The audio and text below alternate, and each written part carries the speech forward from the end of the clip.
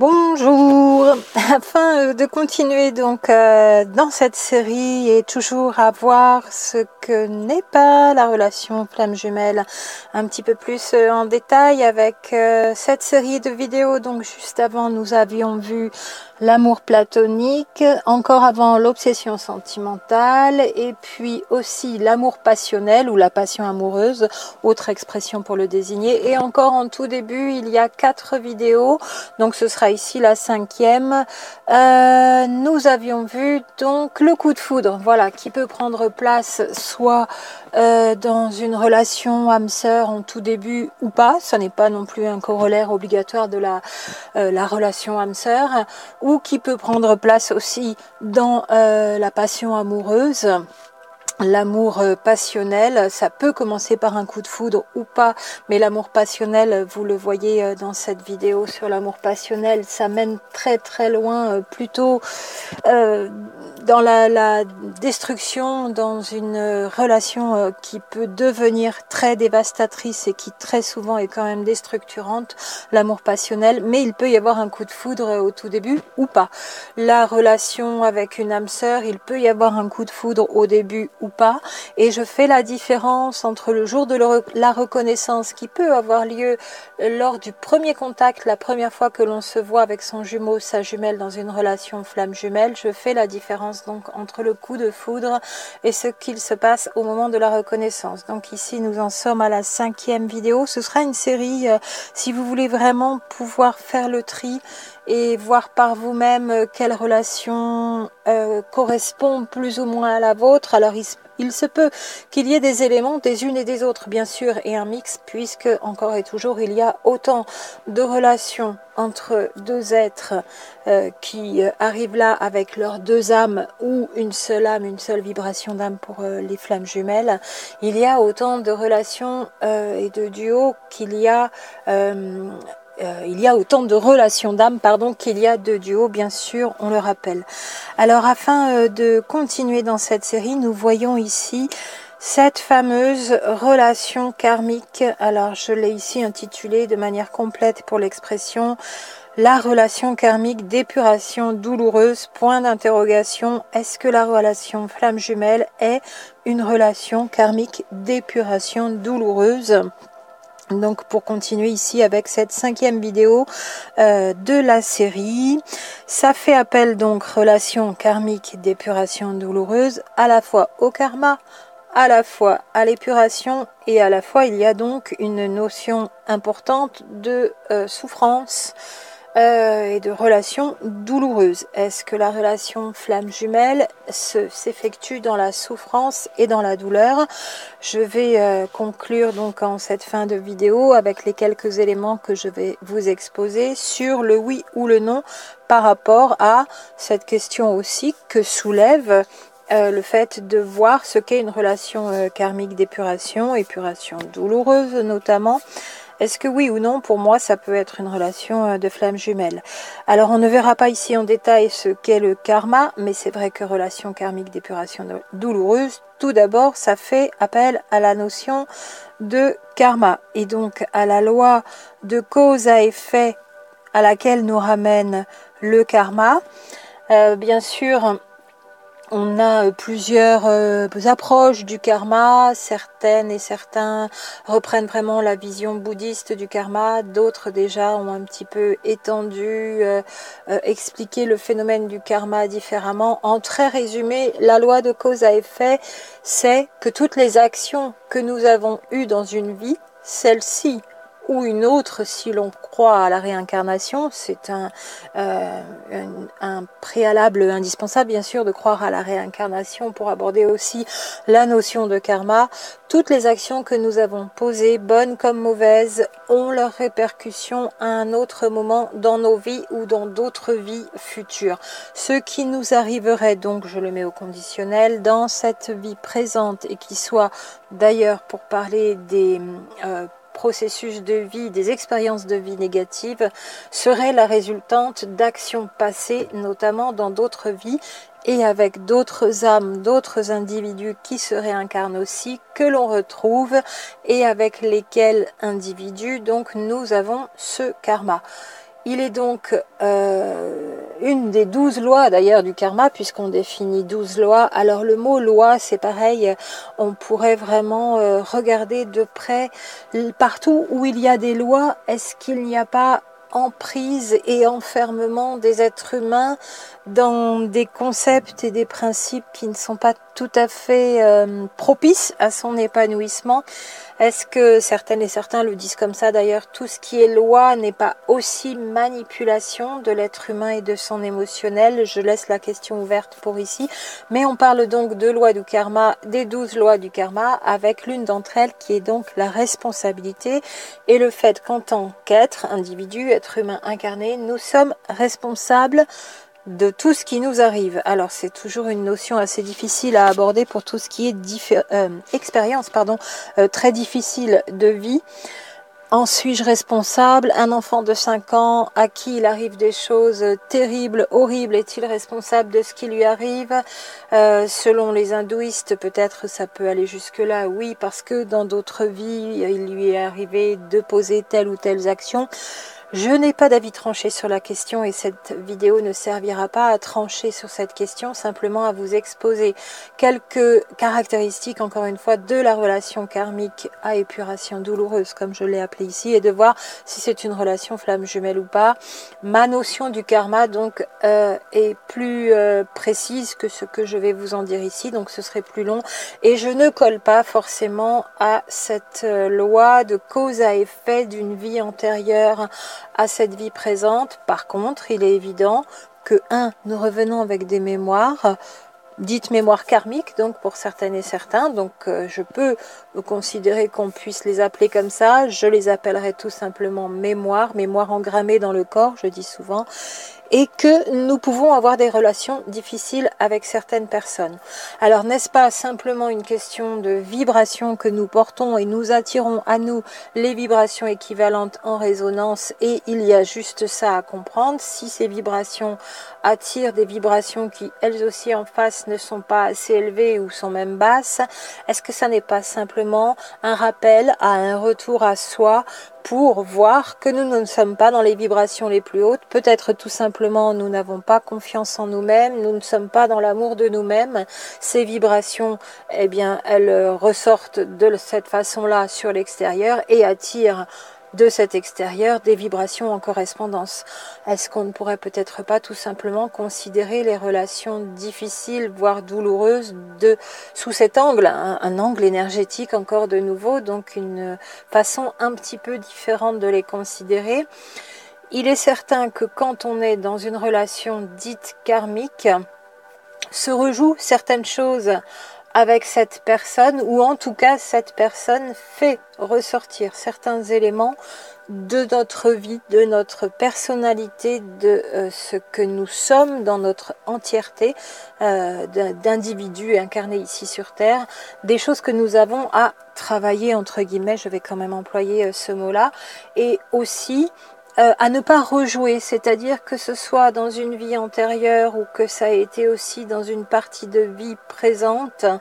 ce que nous n'avons pas forcément bien solutionné se représente à nous, et c'est peut-être avec cette personne-là que cette nouvelle expérience se représente à nous pour que nous ne reproduisions pas les mêmes erreurs et que nous arrivions à une fin, sinon plus heureuse, à une fin plus dans le respect de nous-mêmes, à ne pas céder à certaines injonctions de manipulation dans une relation aussi. Ça peut aller, par exemple, pour vous donner un exemple tout simple, une rencontre avec une personne et puis ça va plutôt bien au début, et puis après s'annonce quelques difficultés relationnelles, et puis encore plus, et ça va jusqu'au besoin sûrement de se séparer, mais avant cela, l'autre, par exemple, en face ne décroche pas forcément, est complètement en dépendance affective de vous, et par exemple va jusqu'à menacer de suicide. Il se peut, disent certaines et certains, que l'on rejoue une relation d'une autre vie où effectivement l'autre s'est suicidé et vous avez pris la responsabilité de la mort de l'autre sur vous dans cette autre vie. Alors vie antérieure, temps terrestre, le temps terrestre à l'extérieur n'existant pas, voilà, toujours dans ce détail, on le verra pas en détail ici, ce serait un petit peu plus long, mais vous avez ici dans cette vie de nouveau cette vibration de cette personne dans le même genre d'expérience qui se représente pour que vous ne cédiez pas, je vais le dire comme ça, à cette manipulation de l'autre qui vous fait croire que c'est de votre faute si il est malheureux, s'il n'arrive pas à vivre, c'est parce que vous ne l'aimez pas et qui menace de nouveau de suicide. Or, si vous êtes au clair par rapport à tout ça, alors bien sûr ce serait beaucoup plus complexe et chaque situation, chaque cas sera particulier, surtout si vous êtes dans ce genre de situation. Ne prenez pas tout ce que je dis ici pour argent comptant, bien sûr. Un bon nombre d'individus un peu dans la détresse, dans la relation sentimentale, quand une relation va s'arrêter, menacent effectivement de suicide, sont manipulateurs pour certaines et certains jusque-là, hommes et femmes d'ailleurs, tous confondus. Or, vous n'êtes pas responsable de la détresse affective de l'autre. Si vous avez été correct, bien sûr, dans tout ce que vous avez fait pour amener à cette séparation qui maintenant est nécessaire, parce que ça se passe mal entre vous, cette relation ne vous nourrit plus, ça n'est plus que douleur, souffrance et des vies qui ne tournent plus rond, bien sûr, ce couple ne fonctionne plus, un couple qui ne fonctionne plus, si on a tout fait pour voir s'il n'était pas, la relation ne pouvait pas être reprise dans l'harmonie et dans l'équilibre, et bien sûr c'est un couple qui doit s'arrêter. Et l'autre menace par exemple là de suicide, et bien c'est un exemple de relation karmique où on ne doit pas reproduire justement de céder à cette manipulation de l'autre, et peu importe, je vais quand même le dire fermement, ce qui se passe après, vous n'en êtes pas responsable. Seule la personne qui pose des actes dans sa vie d'elle-même pour elle-même est responsable de ces actes, et c'est ce qu'il y aura à comprendre dans cette expérience, qu'il y ait donc suicide ou pas, pour parler clairement. Pour une expérience extrême d'une relation karmique où l'on se retrouve et il y aurait de nouveau cette situation qui se présente, ça peut être dans des relations d'affaires où il y a eu vol, spoliation, trahison, ça peut être entre parents et enfants où il y a un enfant tyrannique par rapport à un parent, voire un enfant violent physiquement par rapport à un ascendant, ça peut être une tante, un oncle, une grand-mère, on voit ce genre de situation dramatique et tragique aussi. Se rejoue là une situation où la personne, quel qu'elle soit son âge, si elle est victime de violence, ne doit pas continuer cette tyrannie à faire acte de violence sur elle et doit s'opposer fermement, demander de l'aide aussi à cet autre dans une relation dite karmique qui se rejouerait, cet autre qui ne la respecte pas. Voilà encore un autre exemple. Alors dans nos duos, dans nos relations amoureuses, il peut se jouer ce genre de situation. Par contre, pour moi, je préfère quand même vous redonner ces éléments-là. Ça ne ferait pas partie, voici ma réponse, des caractéristiques de la relation flamme jumelle. Épuration douloureuse, rejouer des situations dites karmiques, rejouer des situations tragiques pour ne pas retomber dans les mêmes erreurs. On serait sur un besoin de comprendre certaines choses avec un autre individu en face qui serait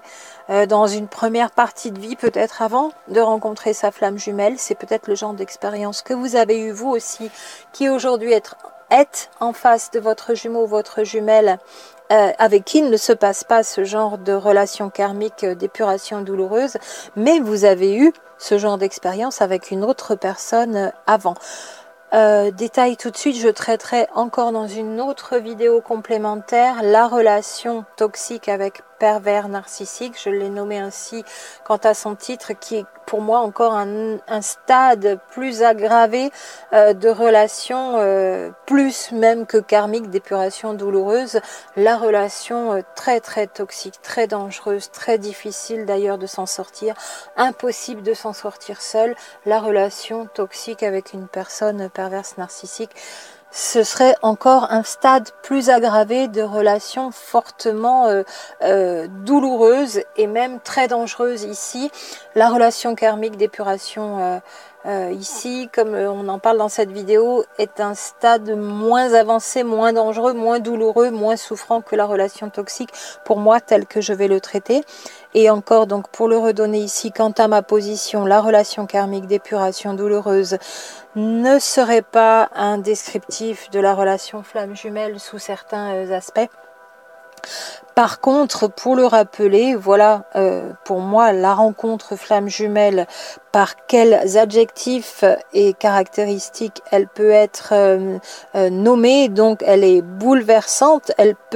est très souvent inconfortable, voire très inconfortable. On est en face de quelque chose de totalement d'inconnu, totalement incompréhensible, de très déstabilisant, de désarmant, avec une demande de dénuement par rapport à tout ce que l'on a à abandonner, à laisser derrière nous, à nettoyer aussi, mais dans le sens transformer quant à nos énergies, notre ego, notre personnalité. C'est dans ce sens-là, ça n'est pas tout à fait ce qu'il se passe dans une relation karmique d'épuration pour moi. On remet tout à plat, donc il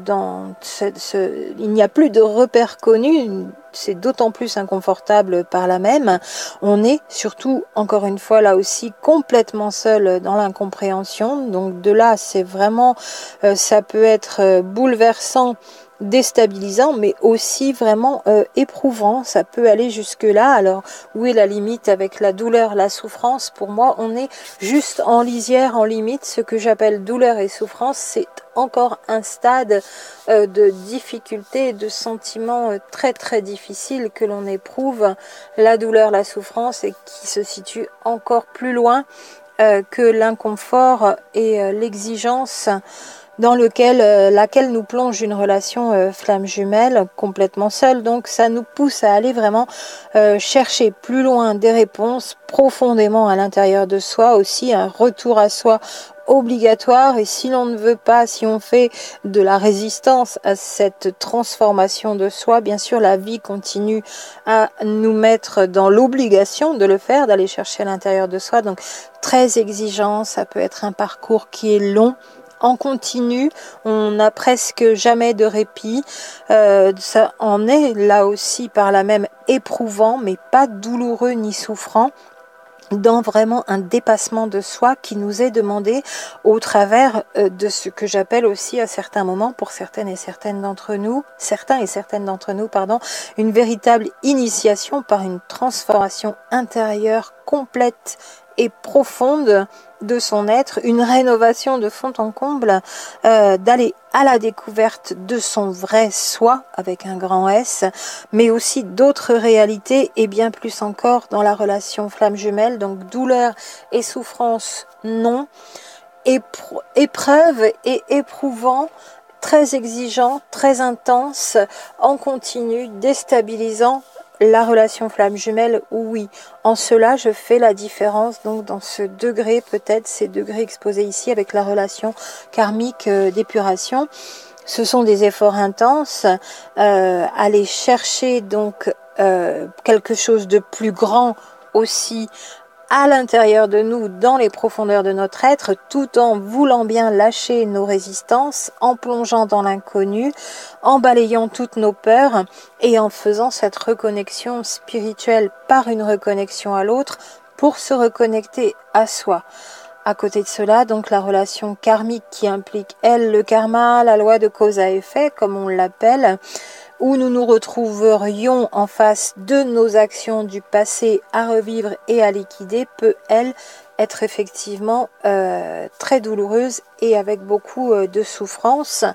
Mais cette notion d'avoir dans la loi de cause à effet à nous retrouver dans la souffrance et la douleur pour liquider des actes du passé dans lesquels nous ne serions pas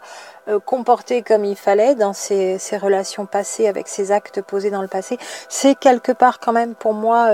un peu violent et il y a quelque chose qui ne me convient pas, donc je reprendrai en reparlant du karma ici,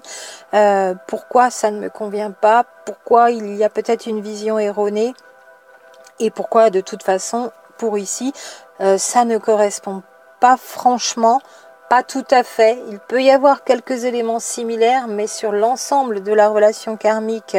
d'épuration, s'il y a douleur et souffrance, ça ne correspond pas tout à fait à la relation flamme jumelle. En tout cas, comme moi je la définis, vous verrez si vous souhaitez prendre ou pas, ou prendre une partie ou pas de ce que j'ai moi ici comme point de vue à la fois sur les témoignages que j'ai, sur ce que je vis, et je divise en deux, je ne mélange pas tout, la relation karmique d'épuration douloureuse d'un côté et la relation flamme jumelle de l'autre, bien qu'il y ait après tous les degrés et certaines puissent se rejoindre quant à certains éléments qui se ressemblent bien sûr.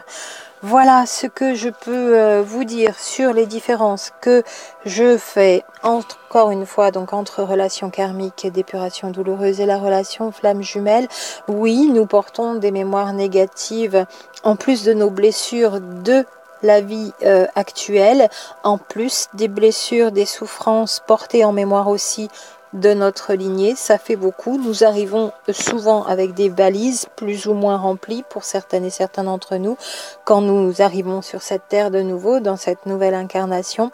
Ces mémoires, elles existent aussi de la même façon pour les êtres humains qui se retrouvent dans une relation flamme jumelle, mais la façon dont on nous demande de nous transformer dans une relation flamme jumelle n'est pas tout à fait celle d'une relation karmique d'épuration douloureuse dans tous les cas. C'est un chemin de transformation en allant chercher à l'intérieur de soi, en travaillant seul dans une grande exigence, pas en confrontation et en vis-à-vis dans des relations violentes, parfois aussi, pas forcément avec les gestes, pas violentes physiquement, mais dans des confrontations qui font très mal avec un autre. Il y a toute cette période, pour le redire aussi, de séparation dans la relation flamme jumelle, où justement on n'est plus en confrontation avec l'autre, puisque pas en présence de l'autre, pas en relation rapprochée, relation physique de contact avec l'autre. Voilà la différence aussi, en rappelant cette période de séparation qui est souvent longue dans de nombreux parcours flammes jumelles.